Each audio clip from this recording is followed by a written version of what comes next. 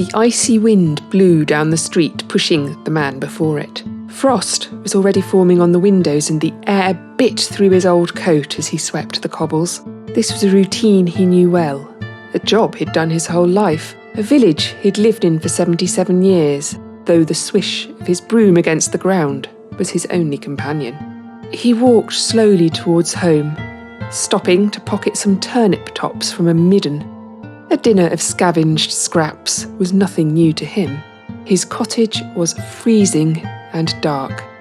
No fire in the hearth, no candles to light, no family to welcome him. He didn't mind.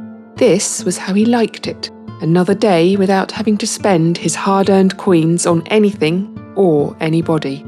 After the meagre meal, he went upstairs and, reaching into a hidden alcove in his bedroom, took out a leather bag. It clinked as he dropped coins into it, and he felt its satisfying weight in his hand. This was his happiness, his hoard, the reason for his lonely, mean existence. He returned it to its secret hiding place, lay down on his cold, hard bed, thought again of his coins,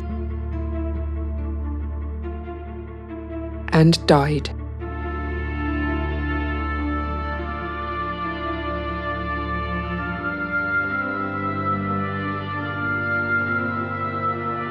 This man was William Billy Treen, the Lillington Miser.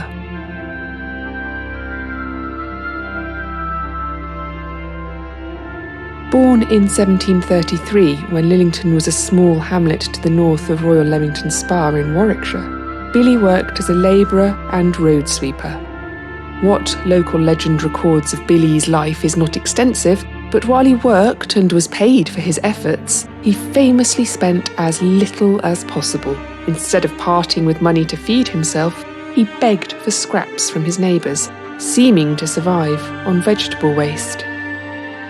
Billy lived until he was 77, dying alone at home on the 3rd of February 1810. He was buried at Lillington Parish Church, and on his gravestone is the epitaph, "I poorly lived and poorly died, poorly buried, and no one cried."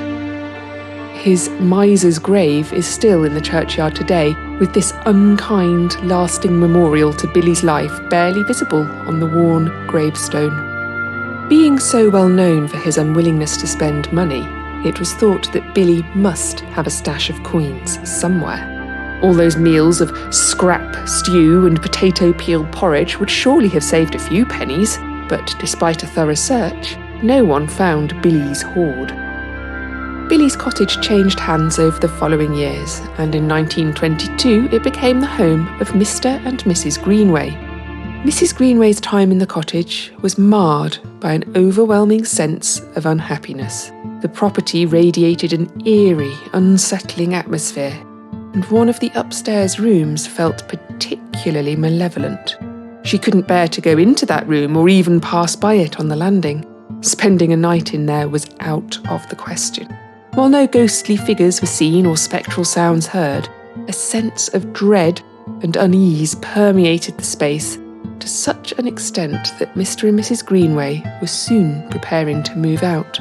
Mr. Greenway needed to carry out repairs before they left, and in that eerie bedroom, he stumbled on a hidden alcove.